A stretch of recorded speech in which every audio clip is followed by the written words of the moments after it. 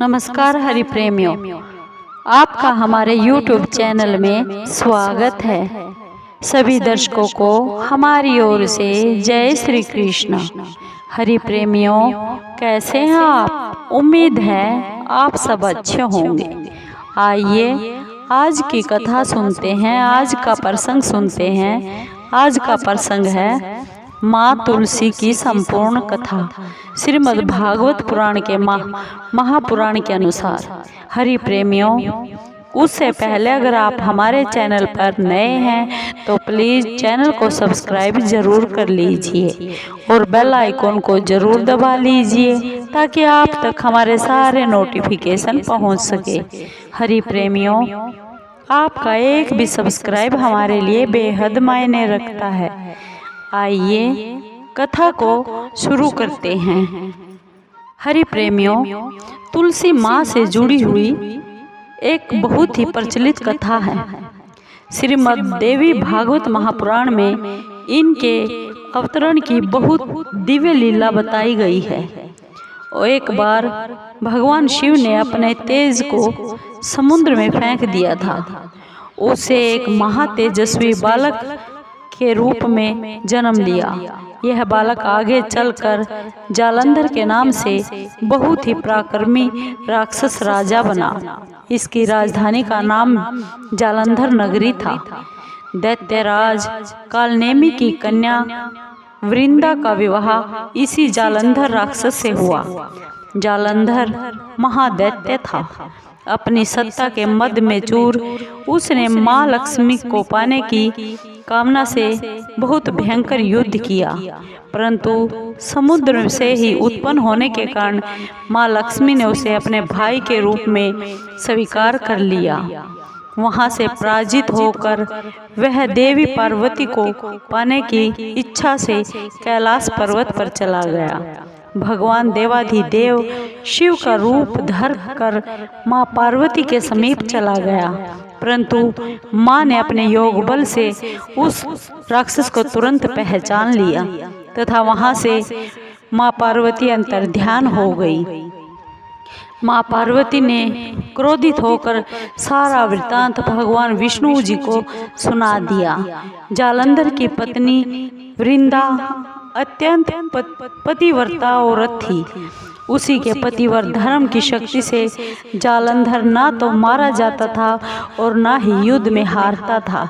इसीलिए जालंधर का विनाश करने के लिए वृंदा के पतिव्रत धर्म को भंग करना बहुत ही आवश्यक था। इसी कारण भगवान विष्णु ऋषि का भेष बनाकर वो एक वन में जा पहुँचे, जहाँ पर पतिव्रता वृंदा अकेली घूम रही थी।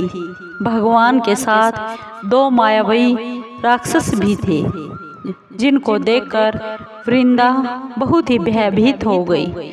ऋषि ने वृंदा के सामने पल में दोनों राक्षसों को भस्म कर दिया और उनकी शक्ति देखकर वृंदा ने कैलाश पर्वत पर महादेव के साथ युद्ध कर रहे अपने पति जालंधर के बारे में उससे पूछा। ऋषि ने अपने माया के जाल से दो बंदर प्रकट कर दिए। एक वानर के हाथ में जालंधर का सिर था तथा दूसरे के हाथ में धड़ थी।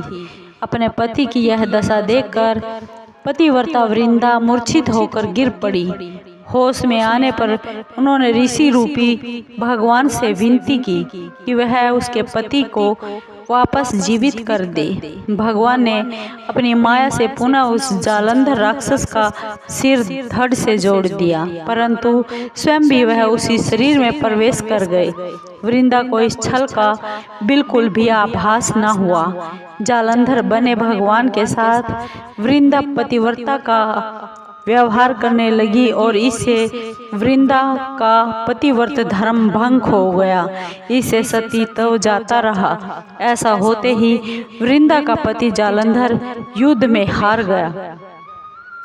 इस सारी लीला का जब वृंदा को पता चला तो उसको बहुत गुस्सा आया और क्रुद्ध होकर उसने भगवान विष्णु को शिला होने का श्राप दे दिया तथा स्वयं वहीं पर सती हो गई। जहाँ पर पतिव्रता वृंदा भस्म हुई थी, वहीं पर तुलसी का एक पौधा उग गया। भगवान विष्णु ने पतिव्रता वृंदा से कहा, हे वृंदा, तुम अपने सतीत्व के कारण मुझे लक्ष्मी से भी अधिक प्रिय हो गई हो। अब तुम तुलसी के रूप में सदा मेरे साथ रहोगी।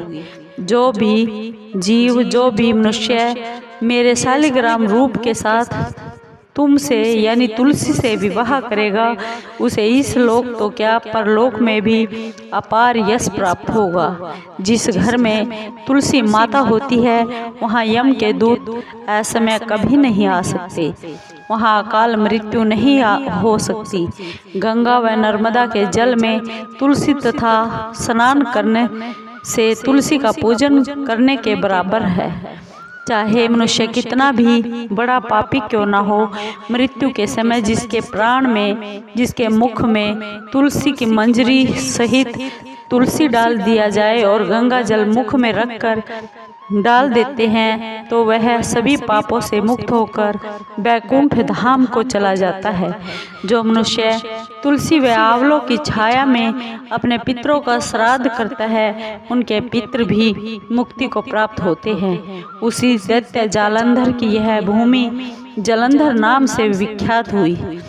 सती पतिव्रता वृंदा का मंदिर मोहल्ला कोट किशनगंज में स्थित है। कहते हैं इस स्थान पर एक प्राचीन गुफा थी जो सीधी हरिद्वार तक जाती थी। सच्चे मन से 40 दिन तक पतिव्रता सती वृंदा के मंदिर में पूजा करने से सभी मनोकामना पूर्ण होती है। हरि प्रेमियों, आपको ये माँ तुलसी की कथा कैसी लगी? अगर आपको अच्छी लगी हो तो प्लीज़ चैनल को सब्सक्राइब कीजिए, लाइक कीजिए, शेयर कीजिए और कमेंट ज़रूर कीजिए।